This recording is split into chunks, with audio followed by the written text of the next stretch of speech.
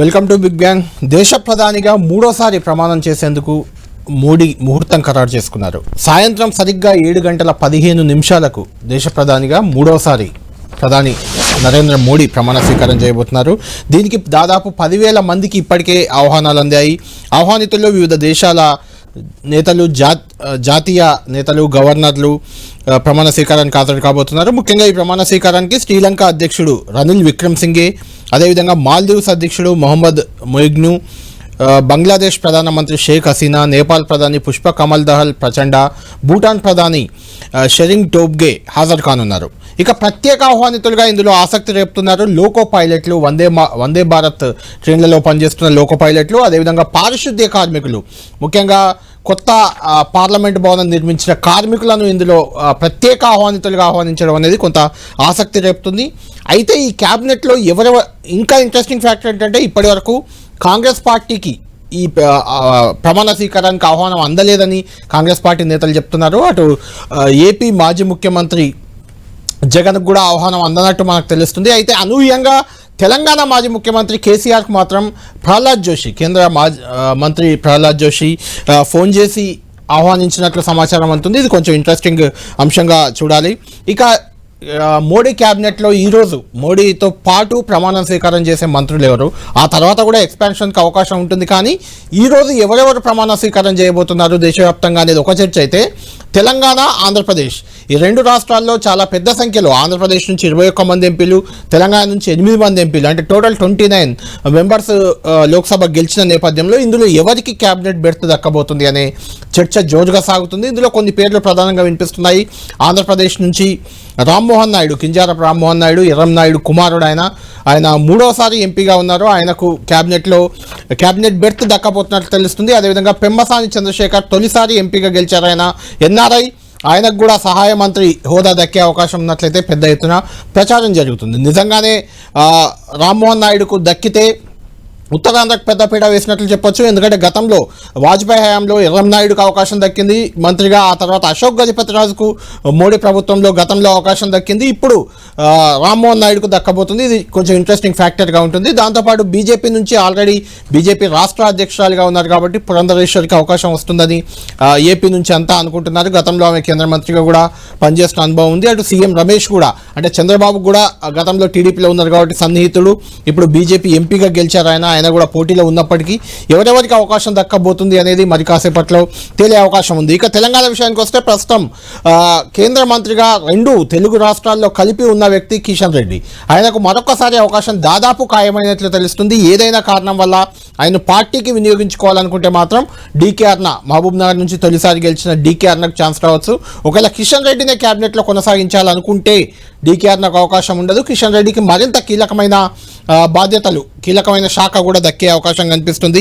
ఇక మరొక బెర్త్, సహాయ మంత్రిగా కూడా మరొకరికి లేదా ఇద్దరికి అవకాశం రానున్నట్లు ప్రచారం జరుగుతుంది. అయితే అందులో ప్రధానంగా ఈటెల, ధర్మపురి అరవింద్, బండి సంజయ్ ఈ ముగ్గురులో ఎవరికైనా ఒకరికి ఖచ్చితంగా సహాయ మంత్రి లేదా ఇండిపెండెంట్ ఛార్జ్ దక్కే అవకాశం కనిపిస్తుంది. ఈ అన్ని అంశాలకు సంబంధించి ప్రముఖ రాజకీయ విశ్లేషకులు ప్రొఫెసర్ నాగేశ్వర్ గారు మనతో ఉన్నారు. నాగేశ్వర్ గారితో మాట్లాడదాం. నాగేశ్వర్ గారు, గుడ్ మార్నింగ్ అండి. నాగేశ్వర్ గారు, మూడోసారి ప్రమాణ స్వీకారం చేయబోతున్నారు. అయితే ఈసారి చూస్తే గతంతో కంపేర్ చేసినప్పుడు చాలా పెద్ద ఎత్తున తెలుగు రాష్ట్రాల నుంచి ఎంపీలు ఉన్నారు. 29 మంది ఎంపీలు ఉన్నారు. ఇందులో ఎవరెవరికి క్యాబినెట్ బెర్తులు వస్తాయి, ఎవరికి ఏ శాఖ వస్తే తెలంగాణకు కానీ ఆంధ్రప్రదేశ్ కానీ లాభం జరుగుతుంది, ఇలాంటి చర్చలు చాలా పెద్ద ఎత్తున జరుగుతున్నాయి. దానికంటే ముందు కాంగ్రెస్ పార్టీకి ఇప్పటివరకు ఆహ్వానం పలకలేదు, ప్రమాణ స్వీకారానికి ఆహ్వానించలేదని చెప్తున్నారు. అటు జగన్ను కూడా ఆహ్వానించలేదు మాజీ ముఖ్యమంత్రి అయినా. కానీ తెలంగాణ ముఖ్యమంత్రి కేసీఆర్కి మాత్రం ఆహ్వానం అన్నట్టు తెలుస్తుంది. దీన్ని ఎలా చూడాలి? ఫస్ట్ ఎర్లీ టు కామెంట్, ఎందుకంటే మనకు ఇన్ఫర్మేషన్ పూర్తి లేదు, ఇంకా సమయం ఉంది కూడా ఉంది, ఆహ్వానించవచ్చు. అంటే బహుశా ఏదో ఒక క్రైటీరియా పెట్టుకుంటారు. కాంగ్రెస్ పార్టీకి ఆహ్వానం లేకుండా ఉండదు, ఎందుకంటే అది ప్రధాన ప్రతిపక్షం. సో ప్రధాన ప్రతిపక్షంకి ఆహ్వానం లేకపోతే అంతకన్నా అప్రజాస్వామికి ఇంకోటి ఏం కాదు. నువ్వు విదేశీ నేతలు, శ్రీలంక ప్రైమ్ మినిస్టర్ పిలిచింది, ఈ దేశ పార్లమెంట్ లో ప్రతిపక్ష నేత జయరాం రమేష్ అదే కామెంట్ చేశారు, విదేశీ నేతల ఆహ్వానం పలికారు, మాకు మాత్రం పలకలేదు అంటున్నారు. అంటే వాళ్ళు కొద్దిగా ముందుకు ప్రిపేర్ కావాలనుకున్నట్టున్నారు. సో అది ఇగ్నోర్ అదొక స్ట్రాటజీగా మేము పెద్ద ప్రాధాన్యత ఇవ్వడం లేదు, ఏదో వాళ్ళు ఎలాగో ప్రోటోకాల్ ప్రకారం పిలిచామనే యాంగిల్లో ఉండవచ్చు. కానీ బట్ డెఫినెట్గా కాంగ్రెస్ పార్టీకి ఆహ్వానం లేకపోతే అంతకన్నా అన్యాయం ఏం లేదు. అంటే ఇదే మన భారతదేశ పార్లమెంట్లో ప్రతిపక్ష నేతకి ఆహ్వానం లేకపోతే అంతకన్నా అన్యాయం ఉంటుంది ప్రధాన ప్రతిపక్షం. ఇకపోతే బహుశా జగన్కు పిలవక కేసీఆర్ పిలవడం అంటూ ఉండకపోవచ్చు నా అంచనా. ఎందుకంటే ఏదో ఒక క్రైటీరియా ఉంటుంది కదా పిలవడానికి. ఇప్పుడు అన్ని రాష్ట్రాల ముఖ్యమంత్రులన్నా పిలవాలి, లేదంటే అన్ని రాజకీయ పార్టీలకు ఆహ్వానాలు వస్తాయి. మోస్ట్లీ అన్ని రాజకీయ, ఎందుకంటే 10,000 మందిని పిలిచినప్పుడు 10,000 మంది పిలిచినప్పుడు జగన్మోహన్ రెడ్డి మాజీ ముఖ్యమంత్రి హోదాలో పిలవకపోవచ్చు. మాజీ ముఖ్యమంత్రులు చాలా మంది ఉంటారు కదా. సో మాజీ ముఖ్యమంత్రి హోదా కాదు, వైఎస్ఆర్ కాంగ్రెస్ పార్టీ నాయకుడిగా ఆయనకు ఆహ్వానం వస్తుంది నా అంచనా అయితే. ఇప్పుడు కేసీఆర్ కూడా మాజీ ముఖ్యమంత్రి హోదాలో అంటే కిరణ్ కుమార్ రెడ్డికి రావాలి, చాలా మంది రావాలి, అట్లా మాజీ ముఖ్యమంత్రి హోదా అయి ఉండదు. అది ఏంటంటే ఒక పార్టీ నాయకుడిగా, అంటే పార్లమెంట్ లో రిప్రజెంటేషన్ లేకపోయినా కేసీఆర్ని పిలిచి పార్లమెంట్ రిప్రజెంటేషన్ ఉన్న వైఎస్ఆర్ కాంగ్రెస్ పార్టీ అధ్యక్షుని పిలవకపోవడం న్యాయం కాదు కదా. ఎందుకంటే పార్లమెంట్ 4 ఎంపీలు ఉన్నారు కదా. ఇప్పుడు అల్టిమేట్ గా ఏదో ఒక క్రైటీరియా పిలిస్తే అన్ని రాజకీయ పార్టీల నాయకులకు ఆహ్వానం ఉండాలి, అదొక పద్ధతి. లేదు అట్లీస్ట్ పార్లమెంట్ లో రిప్రజెంటేషన్ ఉన్న, పార్లమెంట్ లో రిప్రజెంటేషన్ లేని పార్టీ పక్క పెట్టు, పార్లమెంట్ లో రిప్రజెంటేషన్ ఉన్న పార్టీకైనా పిలవకపోతే దానికన్నా అన్యాయం ఇంకోటి ఉండదు కదా. కాబట్టి ఈ రోజు కూడా ఇంకా పిలవడానికి అవకాశం అయితే ఉంది. డెఫినెట్గా ఈరోజు పిలవనప్పుడు మనం డెఫినెట్గా కామెంట్ చేయాలి. ఇప్పటిదాకా టూ ఎర్లీ కదా. రైట్. ఇక క్యాబినెట్ బెర్తుల విషయానికి వద్దాం నాగేశ్వర్ గారు. అంటే తెలంగాణ ఆంధ్రప్రదేశ్ రెండింటి నుంచి కూడా ఇప్పుడు కిషన్ రెడ్డి ఒక్కరే ఉన్నారు. వాస్తవానికి ఫ్యూచర్లో చాలా ఎక్కువ సంఖ్యలో వచ్చే అవకాశం కనిపిస్తుంది క్యాబినెట్లో. మోడీ 3.0లో ఎవరెవరికి వచ్చే ఛాన్స్ ఉంది, ఎవరికి వస్తే మంచిది, ఎలాంటి శాఖలు వస్తే మంచిది, ఎలా చూడాలి దీన్ని? అంటే ఇప్పుడు ఎన్డీఏలో లాస్ట్ టైం మనకు 4 బీజేపీకి చెందిన తెలంగాణ ఎంపీలు మినహా ఎన్డీఏకి లేరు. సో ఎన్డీఏలో వేరే భాగస్వామి కూడా లేరు కదా. ఇప్పుడు బీజేపీకే 11 మంది, టోటల్ గా 29 మంది. సో అందువల్ల మనం 29 మందిలో ఎంతమంది అని చూడకూడదు, ఎవరిది వాళ్ళకే కదా. ఇప్పుడు జనసేన కనుక ఒక సహాయ మంత్రి తీస్తే జనసేనకు కనీసం ఒక సహాయ మంత్రి ఇవ్వాలి. లేదనుకున్నప్పుడు మీకు క్యాబినెట్ ర్యాంకు తెలుగుదేశంకి ఇవ్వాలి. తెలుగుదేశం పార్టీ వాళ్ళు మీడియాలో వస్తున్నాయి, లోక్సభ స్పీకర్ అడుగుతున్నారు, 3 మినిస్టర్ పోస్టులు అడుగుతున్నారని. బయటికి వాళ్ళు ఏమీ అనడం లేదు, కానీ బట్ నా అంచనా ఎక్కువ మంత్రి పదవుల పైన ప్రెషర్ పెట్టరు. ప్రాంతీయ పార్టీల నాయకులు ఎప్పుడు పెట్టరు. ఎందుకంటే ఇప్పుడు ఎవరు మంత్రులైనా చంద్రబాబు నాయుడు కాదు, జగన్మోహన్ రెడ్డి కాదు కదా. ఎవరో పార్టీ వాళ్ళకి ఇవ్వాల్సిందే కదా. కేసీఆర్ కాదు, మీరు ఎక్కడైనా చూడండి ప్రాంతీయ పార్టీలు ఎప్పుడు మంత్రి పదవుల మీద ప్రెషర్ పెట్టరు. ఎందుకంటే ఆ నాయకుడికి ప్రాంతీయ పార్టీలు ఏంటి, ఒక యాజమాన్య పార్టీలు ప్రొపరేటర్. యజమానికి ఏమొస్తుంది, యజమానికి ఏం రాదు కదా, ఎవరో ఉంటారు మినిస్టర్గా. అందువల్ల ప్రాంతీయ పార్టీల నేతలు ఎప్పుడు కూడా తమ ప్రభుత్వాలు, ముఖ్యంగా వాళ్ళు గవర్నమెంట్లో ఉన్నప్పుడు తమ ప్రభుత్వానికి వెసులుబాటు కోరుకుంటారు. ఇప్పుడు అందువల్ల టీడీపీ కూడా ఇప్పుడు మంత్రి పదవులు ఎక్కువ తీసుకొని ఆ లివరేజ్ పోగొట్టుకోవడం కన్నా ఇప్పుడు మంత్రి పదవులు మీరు మంచిదే, మీరు ఎలా అంటే అలాగైనా మాకు కొన్ని రాష్ట్రానికి కావాల్సిన ఇవ్వండి అని ఇవ్వడం ద్వారా రేపు చంద్రబాబు నాయుడు ప్రభుత్వానికి మంచి పేరు రావాలి. సో అందువల్ల నా అంచనా తెలుగుదేశం పార్టీ మంత్రి పదవుల మీద ప్రెషర్ పెట్టదు. అది లోకేష్ తన అనేక ఛానళ్ళ ఇంటర్వ్యూలో కూడా చెప్పాడు. సో అది మా పాలసీ అంటారు, కానీ రియాలిటీ ఏంటంటే మంత్రి పదవుల కన్నా ఇది కాదు, ఈవెన్ వైఎస్ రాజశేఖర రెడ్డి మీకు అంత 30 పైగా ఎంపీలను పెట్టి ఆయన ఏం మంత్రి పదవుల్లో ప్రెషర్ పెట్టలేదు ఎక్కడ మీకు. ఎందుకంటే మంత్రి పదవుల కన్నా తన ప్రభుత్వానికి ఏమైనా అండదాన్ని ఉంటే ఉపయోగం అని కోరుకుంటాను. సో అందువల్ల ఆ రకంగా టీడీపీకి బహుశా ఈ విస్తరణ, ఇది ఇంకా విస్తరణ ఉంటుంది, ఒక్క క్యాబినెట్ కన్నా ఎక్కువ రాదు. న్యాయంగా ఏ రకంగా చూసినా రామ్మోహన్ నాయుడే ఎలిజిబుల్.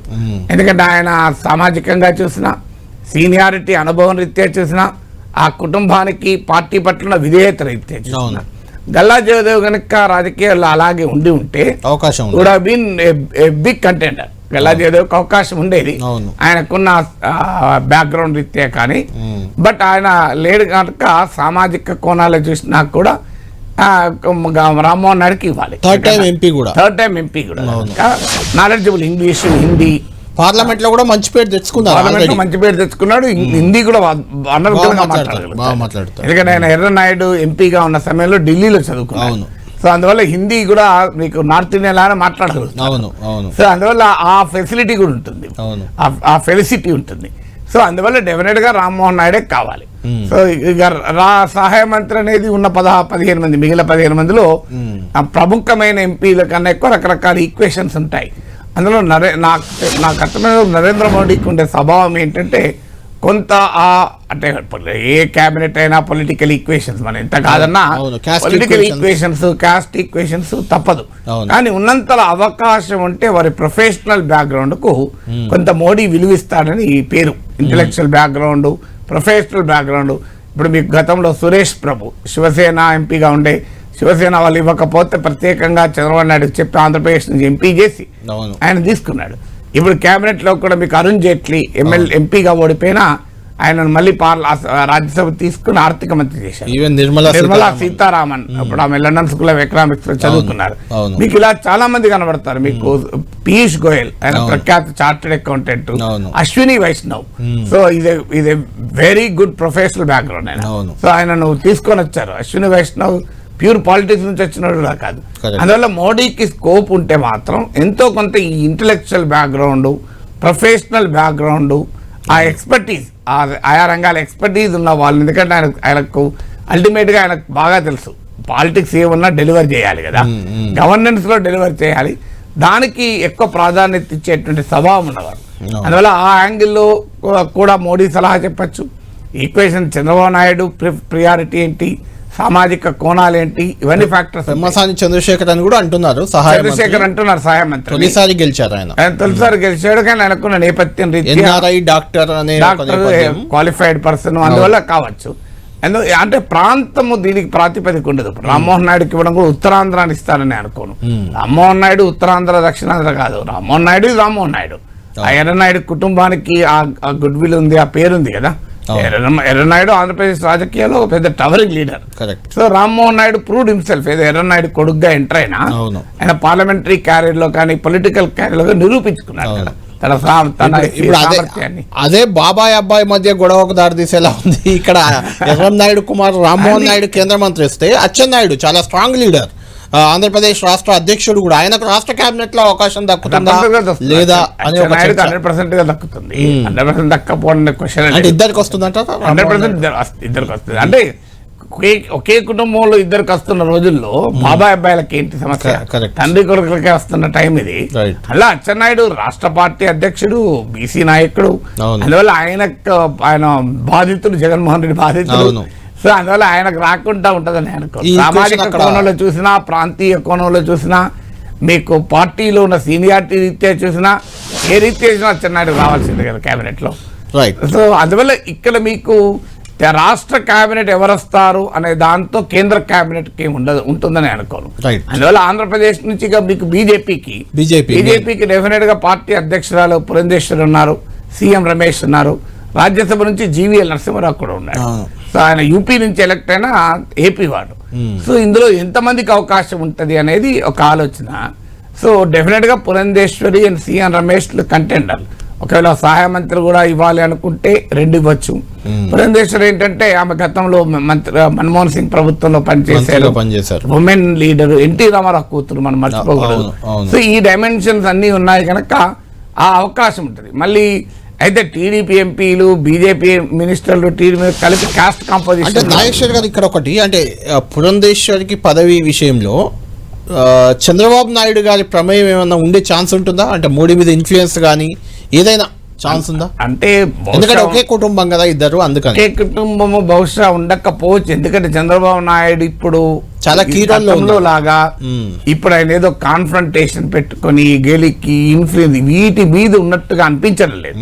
ఆయనకి ఏంటంటే ఇప్పుడు ఆంధ్రప్రదేశ్ లో ఈసారి ఛాన్స్ వదులుకోకూడదు. ఎందుకంటే ఈసారి కీలకం ట్రాన్సిషన్, చంద్రబాబు నాయుడు నుంచి లోకేష్ కు ట్రాన్సిషన్ అయ్యే సమయం. అందువల్ల 2029 ఫోకస్ గా చంద్రబాబు నాయుడు పనిచేస్తాడు. ఇప్పుడు ఎవరు ఏమైతారో అనే దానికన్నా కూడా ఆయనకు ఇప్పుడు పోలవరం పూర్తి కావాలి. సో ఆయనకు ఇప్పుడు రాజధాని నిర్మాణం కావాలి. సో ఈ ఛాలెంజెస్ ముఖ్యం ఆయనకు. ఇప్పుడు ఇండస్ట్రియల్ ఇన్సెంటివ్స్ 20 లక్షల ఉద్యోగాలు ఎవ్రీ 5 ఏళ్ల పీరియడ్లో కల్పిస్తామన్నారు. వాటికి కేంద్ర ప్రభుత్వం దగ్గర తనకున్న పలుకుబడిని పూర్తిగా వినియోగిస్తారని అనుకుంటాను. ఈ పొలిటికల్ మేనేజ్మెంట్కు ఎవరు ఉండాలి ఢిల్లీలో, ఎవరు ఉండకూడదు, ఎవరిని ఉండాలి, ఆ యాంగిల్కి ఇస్తారని అనుకోను. దానికి మోడీ వింటాడని కూడా అనుకోను. So Narendra Modi style, BJP style తెలిసిన ఎవరు కూడా అవకాశం ఉండదు. సో ఈ మాట ఎందుకు వస్తుందంటే పురంధేశ్వరి సీఎం రమేష్ చంద్రబాబు నాయుడు గతంలో వ్యక్తిగతంగా సన్నిహితులు వస్తుంది.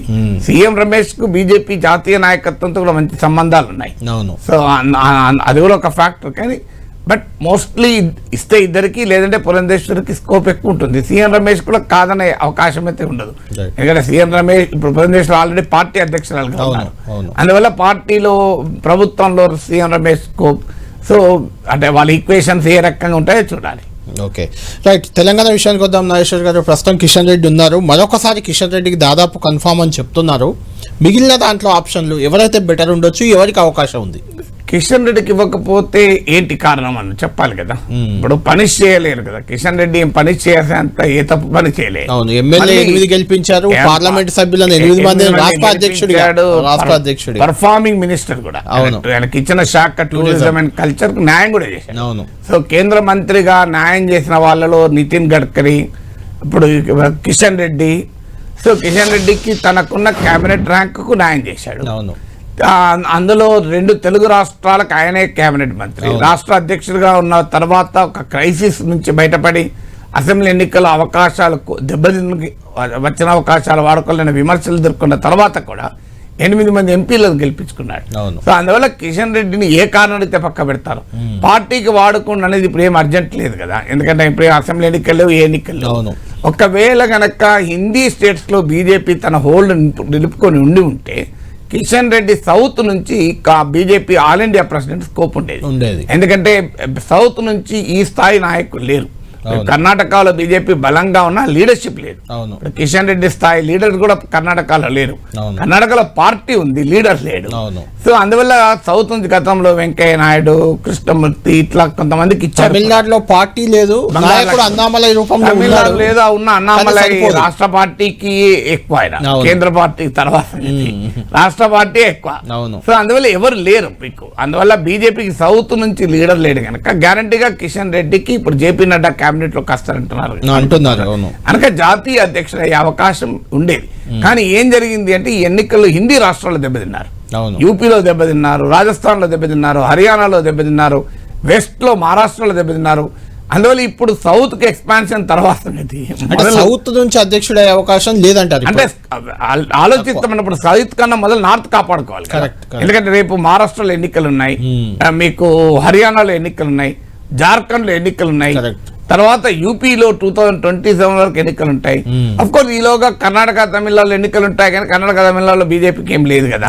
అక్కడ గెలిచినా మళ్ళీ ఇంత ఓటింగ్ పెంచుకోవడమే తప్ప ఏం లేదు. కీలకమైన ఎన్నికలు, జాతీయ రాజకీయాల మలుపు తిప్పే ఎన్నికలు, అసెంబ్లీ ఎన్నికల్లో హర్యానా, జార్ఖండ్, ఢిల్లీ, మీకు మహారాష్ట్ర, అందులో ముఖ్యంగా నెంబర్ 1 మహారాష్ట్ర. ఈ ఎన్నికల్లో కనుక బీజేపీ ఓడిపోతే ఈ 4 రాష్ట్రాల్లో కూడా 3 బీజేపీ దెబ్బతిన్నది. మహారాష్ట్రలో దెబ్బతిన్నది, హర్యానాలో దెబ్బతిన్నది, మీకు జార్ఖండ్ లో కూడా ఎంతో కొంత దెబ్బతిన్నది. మీకు ఢిల్లీలో సాధారణంగా వాళ్ళు పార్లమెంట్ బీజేపీకి వేసినా అసెంబ్లీకి కేజ్రీవాల్ కేస్తూ వచ్చారు. అందువల్ల ఈ 4 రాష్ట్రాలు ఓడిపోయారు అనుకోండి. ఇప్పుడు ఎన్డీఏలోనే ముస్లిం పుడుతుంది, ఉన్నాడు ఇంకోడు. ఎందుకంటే అల్టిమేట్ గా బీజేపీ కూడా స్ట్రాంగ్ గా లేదు, అలయన్స్ మీద డిపెండ్. మళ్ళీ ఇప్పుడు అలయన్స్ మీద దెబ్బతిన్నారు. బీజేపీ బలహీనపడింది. సో గతంలో లాగా మోడీ ఆరా అంటే ఒక మోడీ చుట్టూ ఒక అధేయమైన నాయకుడు అనే ఇమేజ్ లేదు. మోడీ క్రాక్స్ ఉన్నాయి ఇప్పుడు మోడీ ఎడిఫేస్ లో. అలాంటి సమయంలో గ్యారంటీగా రిస్క్ ఉంది. అందువల్ల హిందీ ప్రాంతం నుంచి వచ్చే అవకాశం ఉంది. అందుకే శివరాజ్ సింగ్ చౌహాన్ పేరు వస్తుంది. శివరాజ్ సింగ్ నార్మల్గా అయితే మోడీ యాక్సెప్ట్ చేయడు, ఎందుకంటే తనకు పోటీ. శివరాజ్ సింగ్ చౌహాన్ ఓబీసీ నాయకుడు, మధ్యప్రదేశ్కు అనేక సార్లు ముఖ్యమంత్రిగా ఉన్నాడు, ఆర్ఎస్ఎస్ కు సన్నిహితుడు. సో శివరాజ్ సింగ్ చౌహాన్ మోడీ కనుక 400 తెచ్చుకొని ఉంటే శివరాజ్ సింగ్ చౌహాన్ అయ్యేవాడు కాదు, గ్యారంటీగా కిషన్ రెడ్డి అయ్యేవాడు. లేదంటే మీకు డాక్టర్ లక్ష్మణ్ లాంటి వాళ్ళు ఓబీసీ మోర్చా అధ్యక్షుడు కనుక సామాజిక కోణంలో ఉండేది. కానీ బహుశా హిందీ స్టేట్స్ నుంచి కనుక మోడీ రెసిస్ట్ చేస్తే తప్ప, ఇక మోడీ బాగా రెసిస్ట్ తప్ప శివరాజ్ సింగ్ చౌహానే అధ్యక్షుడు అవకాశం ఉంది. అందువల్ల కిషన్ రెడ్డి ఖచ్చితంగా కేబినెట్ లో తీసుకోవాలి. ఇకపోతే నెక్స్ట్ బండి సంజయ్ కి కేబినెట్ లో తీసుకోకపోతే మాత్రం బీజేపీ కార్యకర్తల్లో మామూలుగా ఉండదు ఎమోషనల్ డిస్కనెక్ట్. ఆ బీజేపీ కార్యకర్తల్లో వస్తుంది, బీజేపీ ఓటర్లు వస్తే ప్రజలు కూడా వస్తుంది. ఇప్పుడు బండి సంజయ్ ఎందుకు మార్చారన్నది ఇప్పటికీ కూడా బీజేపీని వెంటాడుతుంది కదా. $1 మిలియన్ కట్టప్ప బాహుబలి ఎందుకు పవర్ఫుల్ క్వశ్చన్. తర్వాత జనం క్వశ్చన్, అదేదో బయట రాజకీయ విశ్లేషకుల క్వశ్చన్ కాదు, అసలు ప్రజల ప్రశ్న. ఇప్పటికీ ఎవరికి అర్థం కాని ప్రశ్నే అది. అందువల్ల అక్కడి నుంచే రకరకాల ఇంటర్ప్రిటేషన్. కేసీఆర్ కోసమే ఆపారు. ఈ ఏదైనా బండి సంజయ్ పార్టీ రాష్ట్ర అధ్యక్షుడిగా పార్టీలో ఊపు తెచ్చాడు. ఇవాళ 8 లోక్సభ సీట్లు కిషన్ రెడ్డి నాయకత్వంలో తెచ్చుకోవటానికి పునాది పడింది బండి సంజయ్ సమయంలో. ఈవెన్ ఎన్నికల ప్రచార సభలో వేములవాడలో మోడీ పాల్గొన్నారు. ఆ సందర్భంగా కూడా ఆ సభను చూసి చాలా ఇంప్రెస్ అయి మాట్లాడారు ఆయన. గుజరాత్ లో కూడా ఇలాంటి సభ పెట్టలేను అని.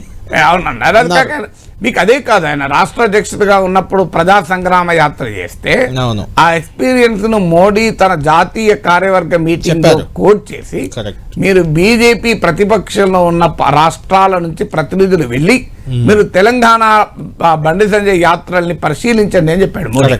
ఆయనకు ప్రత్యేకంగా సమయం ఇచ్చాడు మీరు ప్రజెంటేషన్ కొరకు. బండి సంజయ్ ప్రజెంట్ చేస్తాడని. సో అందువల్ల బండి సంజయ్కి ఆర్ఎస్ఎస్ కూడా బండి సంజయ్ పేరే ప్రతిపాదిస్తుంది. ఎందుకంటే బీజేపీ సగటు కార్యకర్తతో హిందుత్వ పాలిటిక్స్ తో ఎమోషనల్ కనెక్ట్. అందువల్ల ఆ బండి సంజయ్కి ఏ కారణంతో పక్క పెడతారు. సీనియర్ సెకండ్ టైం ఎంపీ, తెలంగాణలో ఒక బలమైన సామాజిక వర్గం మున్నూరు కాపు. మీకు అసెంబ్లీ ఎన్నికలు కూడా చూడండి, మున్నూరు కాపు సామాజిక వర్గం ఎక్కువ ఉన్న చోట్లే బీజేపీ గెలిచింది. ఆ 8 ఇప్పుడు కూడా ఎంపీ సీట్లు మీరు మున్నూరు కాపు సామాజిక వర్గం కీలక పాత్ర పోషించింది. ఇప్పుడు మీకు ప్రీ పోల్ సర్వేస్ అన్నిట్లో కూడా బీసీ ఓటరే బీజేపీకి షిఫ్ట్ ఎక్కువ అయ్యారు. మీకు ఈవెన్ పోస్ట్ పోల్ స్టడీ, మీకు సిఎస్డిఎస్ లోక్ నీతి పోస్ట్ పోల్ స్టడీ నిన్న 2 రోజుల క్రితం హిందూలో వచ్చింది. అది కూడా తెలంగాణలో మెయిన్ గా బీసీ ఓటర్ షిఫ్ట్ కావడం అనేది కీలకమైన ఫ్యాక్టర్. సో బీసీ ఓటర్ బీజేపీకి షిఫ్ట్ కావడం అనేది, అందులో మున్నూరు కాపు ఓటర్ హైయెస్ట్ గా షిఫ్ట్ అయింది. అందువల్ల సామాజిక కోణంలో చూసినా బీజేపీకి 3 ఎంపీలనిచ్చి 8 మంది ఎమ్మెల్యేలు, అత్యధిక ఎమ్మెల్యేలు ఇచ్చిన ఉత్తరాంధ్ర ప్రాంతము, 2 సార్లు ఎంపీ, పార్టీ రాష్ట్ర మాజీ అధ్యక్షుడు, పార్టీ అఖిల భారత స్థాయిలో ప్రధాన కార్యదర్శి, అన్నిటికన్నా మించి తెలంగాణ బీజేపీలో ఇది హిందుత్వ ఐకాన్. మీకు ఇంకా ఎవరు కూడా హిందుత్వకు సింబల్ గలేడు. అందులో బీజేపీలో గనక కిషన్ రెడ్డి బండి సంజయ్కి ఇద్దరికి ఇస్తే పార్టీ లాయల్ క్యాడర్ సంతృప్తి చెందుతారు. సో మొదటి, ఎందుకంటే ఈ 8 మందిలో కాదు, మొత్తం పోటీ చేసిన 17 మందిలో వీళ్ళిద్దరే మొదటి వాళ్ళు. తర్వాత వీళ్ళు పక్కన పెడితే మిగిలిన 3 గట్టి పోటీ అంటే గట్టి ఆశావాహులుగా ఉన్నారు. ధర్మపురి అరవింద్ ఒకటి, 2వసారి MP. DK Aruna of course Congress లో చాలా సీనియర్ నాయకురాలమే బీజేపీలో చేరి మొన్న అంటే రేవంత్ రెడ్డి సొంత నియోజకవర్గంలో గెలిచారని ఒక పేరు తెచ్చుకున్నారు డీకే అర్ణ. తర్వాత 3వది ఈటెల రాజేందర్ చాలా కీలకం. గతంలో తెలుసు బండి సంజయ్, ఈటెల రాజేందర్ వాళ్ళ మధ్య గ్యాప్, ఆ 2 గ్రూపుల మధ్య గ్యాప్ వల్లే సంజయ్ పదవి పోయిందని ఒక చర్చ. అది మీరు ఈవెన్ బీసీ ముఖ్యమంత్రిగా ప్రకటించి కూడా పేపర్లలో వీళ్ళిద్దరు ఫోటోలు, ఈటెల బండి సంజయ్. అందువల్ల డెఫినెట్ గా బండి సంజయ్ కి పోటీగా ఈటలు ఉంటారు, అనుమానం లేదు. ఈటల గతంలో మనందరూ తెలుసు, ఈటల రాజగోపాల్ రెడ్డి వీళ్ళంతా పోయే కదా దగ్గర క్యాంపెయిన్ చేసి నమ్మించగలిగారు. బండి సంజయ్ చేయగలిగింది చేశాడు. ఈ ఇంతకన్నా ఎక్కువ కావాలంటే మార్పు రావు. అదే కదా బూమరాంగ్ అయింది. బూమరాంగ్ అయితే ఒకటి. 2వది బండి సంజయ్కి మోడీ సహకారం ఎంతుందో ఈటెల రాజేందర్ కూడా అమిత్ షా నుంచి అంతుంది అనే ఒక చర్చ. పార్టీ జాతీయ నాయకులు మీరన్న నిజము. మోడీ, బిఎల్ సంతోష్, ఆర్ఎస్ఎస్ బండి సంజయ్ వైపు ఉన్నారు. అమిత్ షా మాత్రం ఈటల వల్ల కొంత ఎక్కువ ప్రయోజనం. బండి సంజయ్ పట్ల వ్యతిరేకత కాదు. వాస్తవంగా తుక్కుగూడ సభలో అమిత్ షా అన్నాడు, నేను కాదు కేసీఆర్ ఎదుర్కోండి, నేను అవసరం లేదు, మా బండి సంజయ్. సో అందువల్ల బండి సంజయ్ పట్ల అమిత్ షాకు వ్యతిరేకత కాదు, ఇవన్నీ అంచనాల్లో తేడా. అంచనాల్లో Etela Rajender will be much better for the party ఇప్పుడు ఈ స్టేజ్ లో అనే అంచనా ఆయనకు ఉన్నట్టున్నది. కానీ అల్టిమేట్ గా హూ ప్రివేల్స్ అనే పాయింట్ కదా. అప్పుడు కేబినెట్ కూర్పుకు జేపీ నడ్డా మీ ఇంట్లో సమావేశం బీజేపీ ఆర్ఎస్ఎస్ నేతల మధ్య జరిగింది. ఆర్ఎస్ఎస్ కు సే ఉంటే ఖచ్చితంగా బండి సంజయ్ అవుతాడు. అందువల్ల బండి సంజయ్ గనక కేబినెట్ లో ఈటల తీసుకోకూడదని నేను అనలేదు. డెఫినెట్ గా ఈటలు కూడా వాల్యుయబుల్ అడిషన్ కాదని వారు అన్నారు. ఎందుకంటే ఈటల బీఆర్ఎస్ నుంచి వచ్చాడు, ముదిరాజ్ సామాజిక వర్గం, ఒక గవర్నమెంట్ లో ఫైనాన్స్ మినిస్టర్ గా అనుభవము, అవన్నీ ఉన్న మాట నిజం. కానీ బట్ బండి సంజయ్కి ఉన్న ఫ్యాక్టర్స్ రీత్యా అవకాశం అంటే ఇద్దరిని తీసుకుంటే ఇంకా ఎక్కువ ఉపయోగం. కానీ బండి సంజయ్ని ఇవ్వకుండా మీరు ఈటలకి ఇస్తే పార్టీలో మాత్రం హర్డ్ బాన్ ఉంటుంది. ఇద్దరికి ఇస్తే మళ్ళీ ఏ అభ్యంతరం ఉండకపోవచ్చు. మీరు అన్నట్లు మళ్ళీ కిషన్ రెడ్డికి అక్కడ పోటీ డీకేఆర్ అన్న సామాజిక వర్గం రీత్యా చూసిన మహిళా నాయకుడు, ఉమెన్ లీడరు. ఇప్పుడు స్మృతి ఇరానీ కూడా మొన్న ఓడిపోయారు అక్కడ. స్మృతి ఇరానీకి మళ్ళీ ఇస్తామని అంటున్నారు. స్మృతి ఇరానీ కానీ ఈసారి నిర్మలా సీతారామన్ కూడా ఇవ్వకపోవచ్చు అంటున్నారు. సో అందువల్ల తెలుగు రాష్ట్రాలతో లింక్ ఉంది అంటే అఫ్ కోర్స్ అంటే అక్కడ పురంధేశ్వర రాబోతున్నారు. అందువల్ల డీకేఆర్ అన్న మాజీ మంత్రి, సీనియర్ లీడర్. కానీ బట్ ఇక్కడ ఎవరికి తక్కువ చేసే వారు కాదు, ఎవరికి క్వాలిఫికేషన్ వాళ్ళకు. సమస్య ఏంటంటే ఉన్నది పదవులు కొన్ని కనుక. ఇప్పుడు కొండా విశ్వేశ్వరరెడ్డి ఉన్నాడు, ఆయనకు ఆల్రెడీ బిజినెస్ ఇండస్ట్రీ నేపథ్యం ఉంది, ప్రొఫెషనల్, చాలా highly qualified and talented professional. నేను ఇంతకుముందు చెప్పినట్లు మోడీకి జనరల్ గా ఉన్న ఇమేజ్ ఏంటంటే ఈ ప్రొఫెషనల్స్. ఇప్పుడు నేను పేర్లు కూడా చెప్పాను మీకు, Suresh Babu, second time MP, Suresh Prabhu, Ashwini Vaishnav, Arun Jaitley, Piyush Goyal, మీకు ఉదాహరణలు కూడా చెప్పాను. జనరల్ గా విశ్వేశ్వరరెడ్డి కూడా ఆ కేటగిరీలో వస్తాడు. పేటెంట్లు ఉన్న అతను కొండా విశ్వేశ్వరరెడ్డి మనకు రాజకీయాల్లో వేరు, పొలిటికల్ లైఫ్ వేరు, వృత్తి వేరు, ప్రవృత్తి ఆయన పాలిటిక్స్ లో ఉన్నాడు కానీ బట్ ఇది పేటెంట్స్ ఉన్నటువంటి వ్యక్తి. ఆయన సతీమణికి కూడా కాన్ఫెడరేషన్ ఆఫ్ ఇండియన్ ఇండస్ట్రీకి నాయకత్వం వహించారు. సో వ్యాపారవేత్తలు కూడా నాన్ కాంట్రవర్షియల్ ఫ్యామిలీ, చాలా ఏదో అరాచకాలు చేసి మ్యానిపులేట్ చేసిన చరిత్ర కాదు. జనరల్ గా ఒక బెటర్ ఇమేజ్ ఉన్నటువంటి ఇండస్ట్రియల్ బిజినెస్ ఫ్యామిలీ. సో అందువల్ల అయితే బట్ ఉన్న స్కోప్ తక్కువ కదా. ధర్మపురి అరవింద్ డెఫినెట్ గా పార్టీకి బీసీ నాయకుడు అయితే, బండి సంజయ్ సామాజిక వర్గంలో ఒకటే అవుతుంది. బండి సంజయ్ కాదని అరవింద్కి ఇవ్వడం అనేది అంత ఈజీ కాదు. అది బండి సంజయ్, ఇప్పుడు బండి సంజయ్ని ఇవ్వక ఎవరికి ఇచ్చినా బండి సంజయ్ పని చేసినట్టు అవుతుంది. అది ఎవరేజ్ బీజేపీ కార్యకర్తలు వ్యతిరేకత. ఎందుకు పని చేయాలి బండి సంజయ్, ఆల్రెడీ ఒకసారి చేసి దెబ్బతిన్నా, మళ్ళీసారి చేసి దెబ్బతింటాం కదా అంటాం. రైట్ నాగేశ్వర్ గారు, ఇప్పుడు ఇక శాఖల విషయానికి వద్దాం. శాఖల విషయం ఎందుకంటే కొన్ని విభజన హామీలు ఇప్పటికీ నెరవేరలేదని ఒక చర్చ ఉంది. అక్కడ చంద్రబాబు నాయుడు అయ్యారు, ఇక్కడ రేవంత్ రెడ్డి ముఖ్యమంత్రిగా ఉన్నారు. ఈ రెండు రాష్ట్రాల మధ్య కూడా కొంత సమన్వయం కుదిరే అవకాశం ఉంది. అక్కడ ఎన్డీఏ, ఇక్కడ ఇండియా కూటమి అయినా చంద్రబాబుకు రేవంత్కున్న సంబంధాలు మనందరికీ తెలిసినవే కాబట్టి ఖచ్చితంగా కొంత అండర్స్టాండింగ్ తోటే పోయే అవకాశం ఉంది. కాబట్టి ఇప్పుడు కీలకమైన శాఖలు వస్తే విభజన హామీలన్నీ నెరవేర్చుకునే అవకాశం ఏపీకి ఎక్కువ ఉంటుందా, తెలంగాణకి ఎక్కువగా ఉంటుందా? ఎందుకంటే చంద్రబాబుది కీ రోల్ ఇప్పుడు ఎంత కదన్నా ఆంధ్రప్రదేశ్కి ఉంటుంది. ఎందుకంటే అక్కడ ఎన్డీఏ కదా, డబుల్ ఇంజన్ సర్కార్. ఇప్పుడు రేవంత్ రెడ్డికి చంద్రబాబు నాయుడుకి ఉండే వ్యక్తిగత సంబంధాలు బియాండ్ పాయింట్ పనిచేయవు. సో ఎంత కాదన్నా తెలంగాణ ఉన్నది కాంగ్రెస్ ప్రభుత్వం కదా. సో రేవంత్ రెడ్డి ప్రాంతీయ పార్టీ కాదు, జాతీయ పార్టీలో పర్సనల్ రిలేషన్షిప్స్ ఉంటాయి. పర్సనల్ రిలేషన్షిప్ ఉండొచ్చు. ఇప్పుడు మీకు నాకు బీజేపీలో మంచి పరిచయాలు ఉండొచ్చు, మనం క్యాబినెట్ లో తీసుకోరు కదా. అందువల్ల మన క్యాబినెట్ పక్క పెట్టు, ప్రభుత్వంలో ఏ పదవిని ఇస్తారు. సో అది మళ్ళీ బీజేపీ వాళ్ళకి ఇస్తారు తప్ప మీకు నాకు ఇవ్వకూడదు కూడా, ఆశించడం కూడా లేదు కదా. సో అందువల్ల రేవంత్ రెడ్డికి చంద్రబాబు నాయుడుకు వ్యక్తిగతంగా ఫ్రెండ్షిప్ ఉండొచ్చు. That doesn't mean Revanth Reddy will get beyond anything. So ఆయన కాంగ్రెస్ పార్టీ ముఖ్యమంత్రి కదా. మాక్సిమం అయితే ఆంధ్రప్రదేశ్ తో అది కూడా కష్టమే. ఎందుకంటే అల్టిమేట్ గా చంద్రబాబు నాయుడుకి ఆయన స్టేట్ ఇంట్రెస్ట్, రేవంత్ రెడ్డికి ఆయన స్టేట్ ఇంట్రెస్ట్. చంద్రబాబు నాయుడుతో పర్సనల్ పరిచయం ఉంది కదా అని కృష్ణా నీళ్ళు ఎక్కువ వదులుతాడా రేవంత్ రెడ్డి? వదులుతా రేవంత్ రెడ్డికి రాజకీయంగా దెబ్బతగలదా? సో అవసరమైతే చంద్రబాబు నాయుడు చెప్తాడు నువ్వు దెబ్బతినకు ఇవ్వనని అనైనా అనాల్సి వస్తుంది పర్సనల్ గా. అలా అంటాడని కాదు చెప్తున్నా. జనరల్ గా ఎవరి పొలిటికల్ ఇంట్రెస్ట్ వాళ్ళకు ఉంటాయి, పర్సనల్ ఇంట్రెస్ట్ ఏమున్నా. అందువల్ల డెఫినెట్ గా ఎన్డీఏకి ఎక్కువ అవకాశమే ఉంటుంది తెలంగాణతో పోలిస్తే. కానీ మనకు అర్థం కావాల్సింది కాన్స్టిట్యూషనల్ స్కీమ్ లో బియాండ్ అ పాయింట్ ఏముండదండి. చాలా మంది ఒక రాంగ్ నోషన్ ఉంటుంది, ఆ స్టేట్ అంతా దోచిపెడతారని. మ్యాక్సిమం అయితే కొన్ని ప్రాజెక్టులు, ఇప్పుడు ఉదాహరణకు గుజరాత్ ఉంది, గుజరాత్కు మహారాష్ట్రకు రావాల్సినవి తెలంగాణకు రావాలి అన్ని గుజరాత్కు టర్న్ చేశారు. అంటే కొన్ని కీలక శాఖలు ఉంటే ఆ మంత్రిత్వ శాఖ పరిధిలో వాళ్ళ రాష్ట్రంలో కొంత చేసుకునే అవకాశం అయితే ఉంటుంది. ఇప్పుడు మనకు టూరిజం అండ్ కల్చర్ మన మంత్రి ఉన్నాడు కనుక చేసుకోగలిగా. రామప్ప గుర్తింపు వచ్చింది, 1000 స్తంభాల గుడి ఆధునీకరణకు అవకాశం వచ్చింది.